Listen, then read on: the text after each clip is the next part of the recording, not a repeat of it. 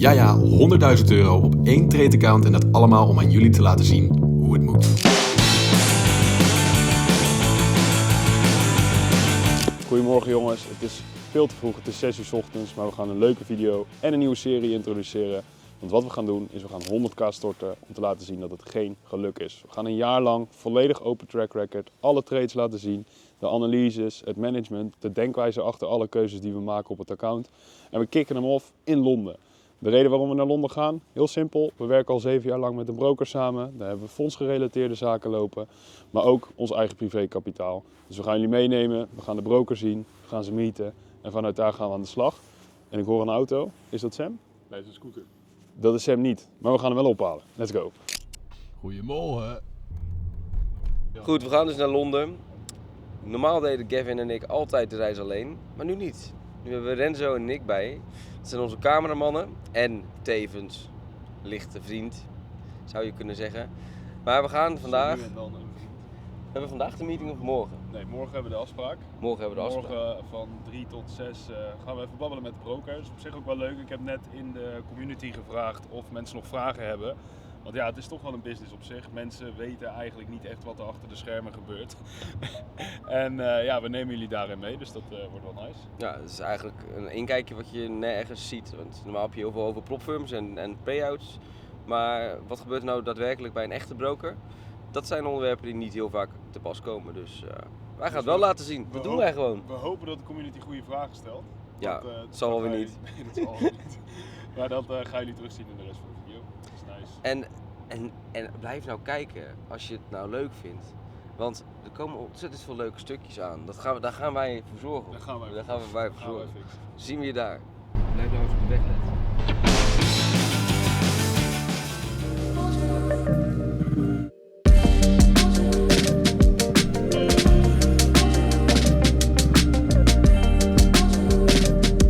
Je had nog een verhaal hierover, Gavin. Ja, toen ik met mijn ouders, of in ieder geval met mijn ma, naar Engeland ging met mijn vriendin samen.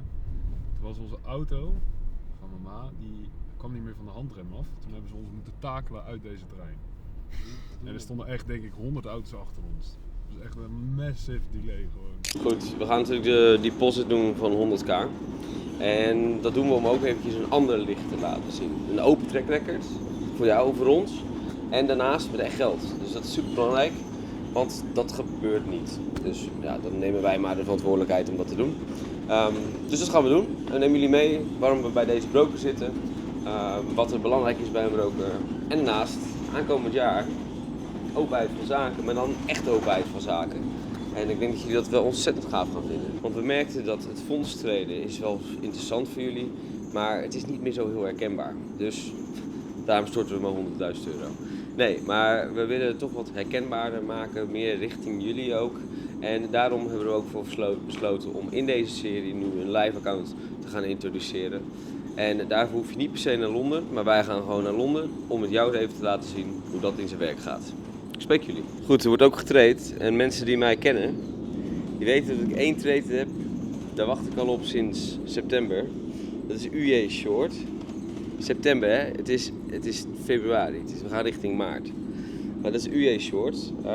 Hij staat op het fondsaccount en op een eigen account, maar dat ga ik nog laten zien. We zitten er al wat lang in, dus dit is al 500 pips geleden zoals je ziet. Je ziet hier ook een kleine bij. Omdat dit op het fondsaccount staat, staan er ook traders op die bijvoorbeeld aan het testen zijn. Dus je ziet hier bijvoorbeeld 0,64 lot. Dat is van een trader die ze nu aan het testen zijn, stapsgewijs. Dus die zie je er tussendoor. Daarnaast heb je deze 22 lot. Dat is mijn grote positie. Hoe ziet het eruit op het fondsaccount? Nou, je zou nu denken, oh shit, wat is hier aan de hand? Maar het is een account van 5,3 miljoen. Dus die drawdown is helemaal niet heel groot. Zoals ik al net al zei, er zitten meerdere traders op dit account. En dit zijn dan niet al mijn trades.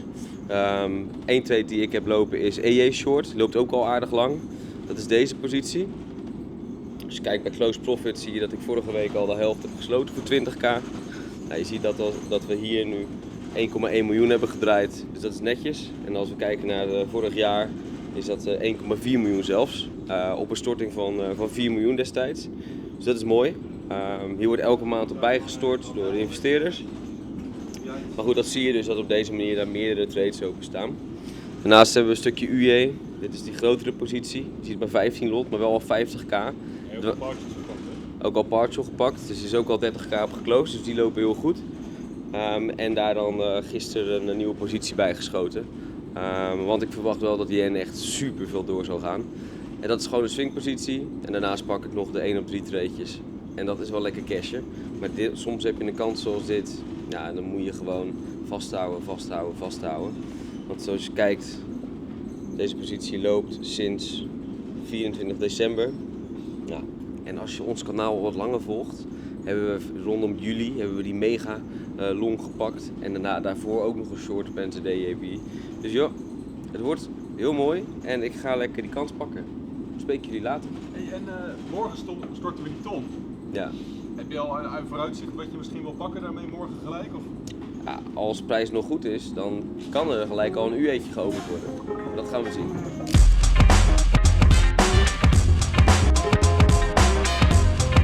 Waar zijn we, Sim? We hebben weer de stilste toko van de toko's uitgevonden.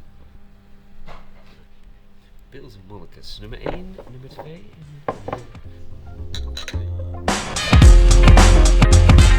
Iets wat we normaal nooit doen. Ik zei het net tegen Gavin van dit hebben we eigenlijk nog nooit samen gedaan. Maar we hebben eventjes, omdat Renzo en Nick nog nooit in Londen zijn geweest, een toeristisch rondje gedaan. Dus daarom hier zo bij House of Parliament. We zijn even alle dingen gaan doen. Moet ik zeggen, de laatste keer dat ik daar ben geweest was in de HAVO. Dat is nog wel eventjes geleden. Maar goed, wat gaan we nu doen? We gaan nu eerst even rustig de trade afwachten, want de UJ loopt nog gewoon. En verder gaan we nu richting de chart. Gaan even een lekker drankje doen. Dan spreken jullie daar wel weer. Oké, als jullie deze serie, aankomende serie, super tof vinden, dan willen wij dat wel weten. Ik heb het al een keer eerder gezegd, maar deze video wil ik 250 likes hebben en 50 comments. En dat gaat ons motiveren om deze serie een jaar lang door te zetten. Volledig open track record zoals beloofd. En elke trade en elke keuze, daar worden jullie in meegenomen. Dus zorg er even voor dat je hem liked en reageert. En Sam die loopt weer te memen, maar het is heel belangrijk, want anders gaan we niet door. Dus doen. Nick, ik zie jou door het wijntje heen. Zie je mij? Dit wijntje, dat nu bijgeschonken wordt, dat is nogal een duur wijntje. Ja, het is wel 180 euro. Nee, pond. En we hebben er net een tweede besteld. Ja. Dus wat betekent dat? Ja, dat op 400 euro wijzen. 400 euro aan wij. Ik vind het een beetje... Maar Lekker. hij is lekker. Het is niet normaal. We hebben net een story online gezet om te kijken of mensen kunnen raden dat wij 100k gaan storten. Het staat 3 minuten live. Ja, en iedereen gaat helemaal de boot in, want 7 mensen denken prop-firm starten, 1 iemand denkt een broker. Nou, ik heb geen broker. Wat is er? Maar we gaan wel 100k storten, maar dat zien jullie pas in de volgende video. Jongens.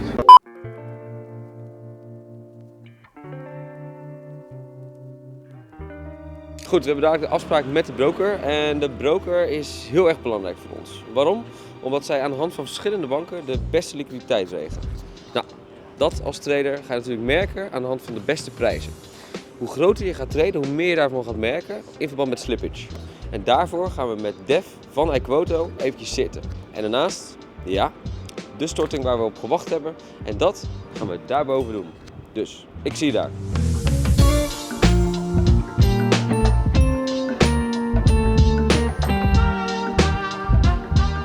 I just didn't want to do it anymore.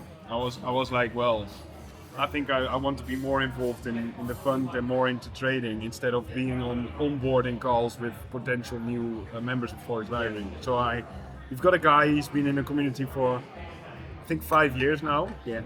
He knows everything about the product. He knows everything on how we think and how we manage our invite-only community. He lives and breathes the product. And now he does the onboarding calls together with me because sometimes I just... We found it really hard. You had a really hard time accepting that someone else would be taking over those calls. The business is your baby. Yeah. It's hard to give up, but like when you do that, you scale so much. I remember when he started doing the calls, and obviously it's all being recorded. You were like behind the watching curtain. every fucking minute of the call to make sure he's not saying stupid stuff. But that's right now That's he's how you doing know really he well. Yeah, he's doing really well. So How does it go in a iQuoto?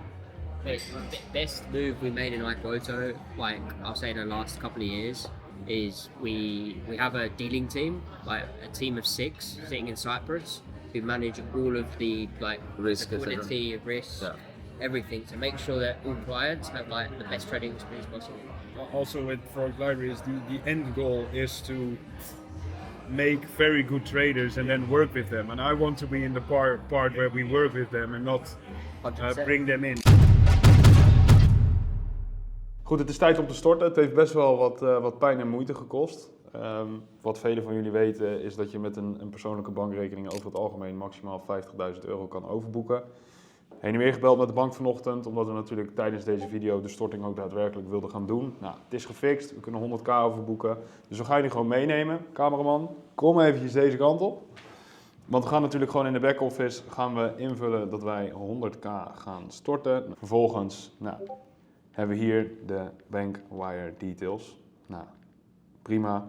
Die heb ik dan even nodig. Nou, we zijn op dit moment in de Rabobank. Nou, zoals jullie kunnen zien, ja, mijn rekeningnummer en dat soort dingen hoeven jullie niet te zien. Maar we gaan een ton overmaken naar het nummer wat hier zo staat. Nou, zoals jullie kunnen zien, deze hebben we gekopieerd. Accountnummer. Nou, de reference is dan hieronder. Nou, accountnummer 21607. Dat is ons MT5-nummer.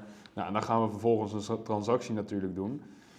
Dus die gaan we even rondmaken. Het is tijd om even deze te scannen. Nou, dan moet ik mijn pincode invullen. Ik vind die heel aardig, maar dat hoeven jullie natuurlijk niet te zien. Nou, signing succesvol. Hij is gestort, jongens. Enorm spannend. We gaan natuurlijk volle bak gas geven. A few moments. Het is binnen. Ik had het wel even komen laten zien. Hier, kom je deze kant op met de camera. Dat is dus allemaal echt behoorlijk snel gegaan. 100k, vers account. Dit is waar wij een jaar lang jullie in gaan meenemen. Kevin Holmes, een serieus echt account. Dat zien jullie hier natuurlijk ook. De transactie die is gedaan. Editor, even een screenshotje vanuit de Rabobank. En dan gaan we aan de slag. So, with every special occasion comes a special guest. And we found one. Dev Shah, which is the owner of iQuoto. And we call him the beast of liquidity. He always sorts us out. So, if you can give a brief introduction of yourself, that would be great. Mate, you're putting me on the spot. My name's Dev. I've been in the FX industry for just under 10 years. I pride myself in providing great customer service and making sure all clients are satisfied. I think as these two chaps here will probably agree with me on, is that I'm willing to say no in certain ridiculous occasions when there is things that we can't do. So we're very truthful in terms of what we do, and I think that's pretty much what the foundation of our relationship's built on. Yeah, and if you look at the relationship, we go back about, I think, 7 to 8 years. I remember coming here in London for the first time with my internship with my ex-colleague where I used to work with. And I was over here and I was like, wow, what an industry, and it's so amazing. And I was there just as a young guy, and I saw you and I saw Kofi and I saw a few other partners of you guys, and I really, from that day on, we basically kept on contact. We've been working together on loads of projects. Yeah, and now some better than the others. Some better than the others. However, you guys have been standing with us, for day and age, and you have helped us in multiple very good and very hard situations. And I think we can name one situation that really stuck with me is the algorithm situation. When we were running into margin issues because of the swaps in the drawdown back then, and we were with our hands in our hairs. It's like we didn't know what to do, and at that moment, Dev gave us a call like, "Hey, we can turn down your margin or up your margin by 2 times, so you can go over the weekend and even pause the swap costs for the meanwhile." And that decision basically made it way easier for us to get out of a certain situation. And for us, that's the main benefit of having a broker so close. Oh, definitely. That's also what I always tell people, because like iQuoto is not a very well-known big retail broker. It's fairly a niched down broker with a small client base. However, that's what I always say to people when they come to me. I want to trade with IC markets. but the iQuoto spreads are a little bit higher than IC markets. And I'm like, you need to make a decision on how long you would like to become a partner of a broker, because if we're looking at our relationship, we've been working together for 7 years, and the reason we have been working together for 7 years is the personal contact that we can get with you guys. Knowing the CEOs, we can fly over, we're here in the office, we're talking with you, we're talking with other, very important people who are within iQuoto, and I think that's one of the main benefits for us. I think that you even granted access to the risk management side of Kofi, which Kofi is the partner of Dev. So this is something you don't get with your IC markets or your Vantage. And this offered us the opportunity to learn quite a lot as well in a more quick manner. So. And also when we got involved with the fund, WeTrust, we started off with you guys, but at some point, WeTrust grew bigger. We needed another provider, and you guys have been giving us exceptional consulting services on finding a reliable partner also within the city over here. I think to add to that as well is obviously, I think we share the same sort of ethics, or I don't really know what the word is, but we share the same, let's say, the future aspirations of any client, that we want a client to be fully fledged and fully serviced, but more importantly, we want to make sure that a client is getting what they need. So I think in the WeTrust situation, obviously they're a client of ours for, let's say, just probably under a year, or whatever it is, but then, at the end of the day, they grew so quickly, and obviously they're doing really well at the moment, from what I hear. And obviously we're willing to make that recommendation we're willing to make sure that the client is satisfied with whatever partner that we put them forward to. And we're, obviously, again, goes back to we're willing to say, look, this client is too big for us, and we're willing to admit that, whereas other brokers aren't. And what makes a good broker for you then? Because when you're looking for another broker to allocate your client, what are aspects that you are looking at? I think the key thing is, like, a client's a client, right? I think a client needs great customer service. If they are not able to provide, if the broker that we're recommending, or let's say putting things forward to, are not willing to provide the customer service to what we expect, then we're not gonna put them forward to that space. And I think any client who's trading with a broker at the moment, customer service has to be sort of number one in terms of what they look for. If there's a problem, they need to make sure that they can go to that broker. And so for the rookies who are watching this video, when I think of customer service, I think of people on the phone just helping with like the really regular issues. But to what depths can customer service in the brokerage world go? Because, for example, with our swap situation back then, I think we've got a team on our side that identify issues before it's an issue. And I think in your case, we identified the issue before it was an issue. But in general, I think a client needs to be able to communicate with a broker efficiently. So i.e. email them. Email is very old school. I hate email personally, and I think that's one thing that we are phasing out internally. The main thing is they're able to pick up the phone, or WhatsApp. WhatsApp's getting a massive communication advantage to brokers and clients. It means that we can almost instantly message someone saying that, look, you're having an issue here, how do we fix it? Or I'm having trouble here, how do I fix it? And that's what we pride ourselves in. If customer service is not what we're sort of one of our pillars is, then I really struggle with how we exist. Yeah, I think even though even for us is the reason why we choose to deposit such a big sum of money like we did into iQuoto is because we know we can love and trust all of you guys. And the biggest factor for us is we know you've been running for so long. We know you from the beginning to the end. Everything that you guys did as a company is something we stand for as well. And that's one of the reasons why I think depositing such an amount of money into a broker, I think you guys just fuck. Yes, it doesn't matter. So we know where the money went. It's going to go to a custodial. And let's say, for example, when we go to a random broker and we don't know what happens with the money. But yeah, that's basically where I wanted to head to. Is instead of not knowing where it goes, is we know where it goes and where it's safe and how it's hidden. But maybe you can explain to the viewers, how is the money being managed?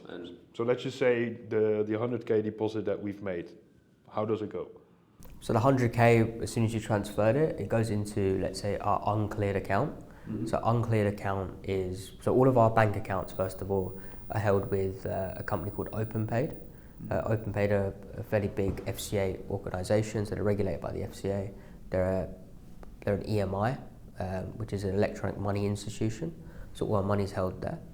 Essentially, when Gavin obviously deposited all that money, that 100k went into an uncleared account. So uncleared account for viewers who don't know, it basically means that it needs to get checked. That's why it's uncleared. And then our compliance team will clear that money.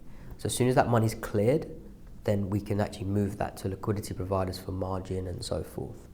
For viewers who don't know what margin is, essentially, whenever a client deposits money with us, we need to then put that money towards our counterparties to basically warrant Gavin, who can open then trades with us, and then we open those trades in a hedged fashion with our counterparties. Yeah, so because I know that quite a few, well, we asked in our community chats about what do you want to know about the brokers, but following this story, what is the main business model behind the broker? Where is the money being made? So there's two sides of it. So we, as iQuoto, we're an STP broker, so we don't take any money on the negative of a client. So which is A book and B book, right? 100%. So that's you're completely correct. So we are a complete A book broker. There are B book brokers out there. Then there's nothing wrong with them. End of the day, a broker is in the business to make money. However, where B book brokers sort of fall foul is that they can provide fictional spreads, and their main ethos is to, let's say, their main ethos is almost they expect that client to lose money, and that's how they essentially make money. The bigger brokers out there, there's a hybrid model, so they do both. However, what our business mantra is that if we provide the clients the best resources to make money, and we make money on the back of that, then that's a win-win for. So basically the volume of the traders on your platform is the way that you... Correct. So we only make money on volume. So this means that instead of depositing your money with a party which is expecting you to lose money, you're depositing your money with a party who wants you to win, because if we trade more and we exist longer and we scale up, you're going to be making more money. 100%. It's a long-term relationship. We're in it for long-term relationships. I think to date I can't really count many relationships that we've lost. But yeah, we've been going on for just under 10 years as a broker. It's insane. And we haven't lost any business because our business model is deferring the client. We're always for the client, and I think that's where we build long-term relationships up. So basically, to make it extremely simple, is you only lose business when your clients blow their accounts or withdraw their money. Unfortunately, yeah, it's it is what it is. I think I think you've put it. Well, I think that's a very fair way to approach it, because why would you, as a partner who provides tech to a retail trader, want to make money off them when they lose? 100%. Yeah. And maybe a fun question. I don't know if it's disclosed or not, but maybe fun for the viewers. What's the amount of money we need to think about, which is in the accounts of iQuoto? Yeah, I mean, like the AUM of a fund like this. What are we talking millions? Are we talking tens of millions? Or that's a shame. Unfortunately, we can't comment on that just due to size, and also we're offshore and our backdrop is in London. Yeah, so you said you were offshore, but you also have an onshore. Okay. Okay, and for the viewers, why can't you comment on that in order to? Just due to the fact that our backdrop is in London right now, and technically we don't operate in London. Okay. Right. So. Okay. So these are, I think, a few. Oh yeah, I think that's great. Hopefully the viewers who are watching this got a bit better insight on how a broker works. However, I do have a few questions. I dropped them in the community this morning, and I saw a few things that we did not discuss yet. So it will be nice to go through them. A question from JD is: how do you see the broker business in 5 years? Will there be any major changes due to the prop firms and AI trading? What's coming over? That's a very good question. I think AI trading wise, I think that's an easy way. I think AI, we're going to start to see more trading strategies in place. So I think more people will move over to automated trading, or they'll try to find a strategy and automate it quicker. I think that's a fairly simple way of things. But also I feel that AI is going to be a very big play in terms of risk management as well. So I think it will give traders a better opportunity to risk manage. And from a broker standpoint, it will make all of our operations way more efficient and quicker. And what was the other part of that? Yeah, and the prop firms, because you see a lot of retail traders going to prop firm accounts because they think that they can make more money on there. What is how do you see it in 5 years? The way that prop firms have sort of entered the industry, it's been a positive, but it's also been a negative as well. I think from the positive side of it, it's introduced people into the markets at a lower barrier to entry. On the negative side of it, a lot of these prop firms are unregulated. Yeah.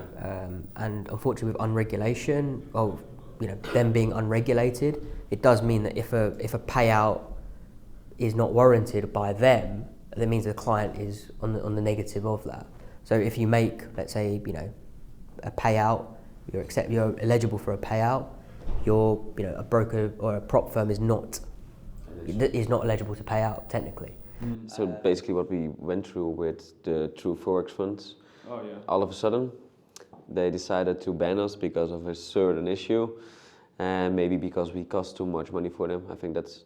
And obviously, that makes you feel, it's like all your hard work is demotivated, right? So I think that a lot of peers in our industry are now, like, brokers are turning into prop firms as well. So they're able to monetize that and obviously have their regulation at the back of it. So I think in the next 5 years, I think prop firms will exist, but they'll probably exist in a tiny bit of a different outfit. I think a lot of prop firms now are moving towards futures market as well, which is a lot more. It's a real market, and I feel that we're probably going to see a lot more brokers turn into prop firms as a side business. Can you tell a little bit about the history of prop firms? Because proprietary trading has been around for more than forever. Yeah. So best person to sort of answer that question would be Kofi, because he used to be a prop trader. Kofi used to trade for a fairly large prop firm in London. He used to trade S&P Mini and oil, and predominantly a prop firm would be that either you put your own capital into the prop firm and then you trade it, and they'll basically give you a desk to trade. We'll give you all the screens, all the software, all the analysis, and vice versa. And there's another type of prop firm that used to be where if you put any money down, they will then match that money by maybe 100% or vice versa, and you do a P&L split. But the retail prop firm is like FTMO and so forth. They are, cowboys. I wouldn't say they're cowboys, probably not to use that. We don't want any bad blood between FTMO. But I think the prop firms now in this industry, it's a low barrier to entry. Whereas if you're a regulated broker, you need to qualify for regulation. Need to make sure you're fit and proper. Make sure you've got the right legislation in place. Make sure you're treating clients fairly, and so forth. It's like starting a broker to starting a prop firm now is, you can start a prop firm tomorrow, but a broker will take 6 months. And that's why we always recommend FTMO, because you can really see they're trustworthy. They've been in the game longer, and don't choose the quick unregulated parties. Basically, because a lot of members from Forex Library, they all really want to be a prop trader and get the max allocation and trade with big funds.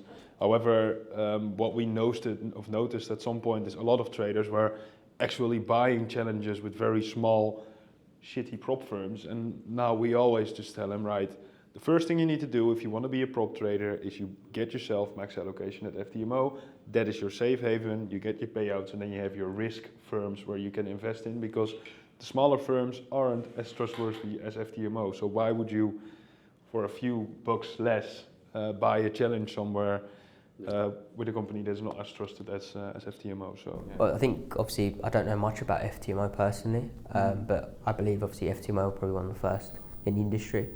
Obviously I know that from the news in the industry as well, they've just recently they've bought a broker, a Wanda. What can that mean in this industry? Can they set a new standard with integrations? Or? I don't know what their plan is, but if they've taken a majority share in a big broker, which is a Wanda is multi-regulated, so they've got regulatory standard that they need to uphold to, which, you know, from if you're a trader trading with FTMO, then, you know, I think that you're pretty... It opens a lot of doors. It opens a lot of doors, but more importantly, it means that you've got the security there as well. You're not trading with cowboys. There is one more question where I would like to talk about. It's something about feeling secure and trusted within a broker. The question is from Bessel. He's a member from our community as well, and his question is, what if you deposit a certain amount of money into a broker? How safe and secure are you? Are there any securities that, let's just say the broker goes away, something goes wrong, that your money is safe? So, again, I can't speak for all brokers, because all brokers are, you know, different legislation and different regulation around the world. But for iQuoto, all client funds are, let's say, segregated. So pretty much what that means is that client funds are treated as client funds. So if we have to pay an invoice, let's say we're paying for our office rent or so forth, that comes out of a completely different bank account. Goed, we hebben het geld gestort. We zijn onderweg naar huis. En we gaan even kort toelichten wat jullie kunnen verwachten van ons in deze serie. Deze serie is ingestoken met één doel. En dat is een open track record vanuit ons. We gaan geen gekke risicostrategieën toepassen op dit account. We gaan de payouts gewoon periodiek uitbetalen. Maar voornamelijk gaan we laten zien hoe een track record op een live account neergezet wordt. We verwachten dat we dit jaar 60, 70 R gaan draaien, want dat blijven we ook doen. Maar goed, we moeten het nog wel eventjes doen. Dus daarom kunnen jullie in deze openheid van zaken 2.0, die eigenlijk al een stukje beter is dan dat die was toen die begon, heel veel meer echte verhalen verwachten. En misschien ook wel iets wat meer herkenbaar is voor jullie. Want de reden waarom we deze serie gestart zijn is omdat het Forex Traden misschien voor jullie nog een beetje te ver van jullie bed is. Dus kijk mee en wij gaan dit jaar een hele mooie serie voor jullie neerzetten. We gaan je zien. Vind je dit dik? Klik even op het uitzicht. Geniet van het uitzicht. Vind je dit dik? Even liken, want we rijden hier gewoon voor jullie met een camera op deze auto. Die zo afgejat kan worden. Die er elk moment afgestolen kan worden. Over de Tower Bridge. We zijn hier naartoe gereden. En dat hadden natuurlijk ook gewoon online kunnen storten. Maar het is een tikkeltje vetter voor jullie om dit allemaal op deze manier te laten zien. Wij spreken jullie. Abonneer als je dat niet hebt gedaan. En wij zeggen zoals altijd, Tower Bridge. Later.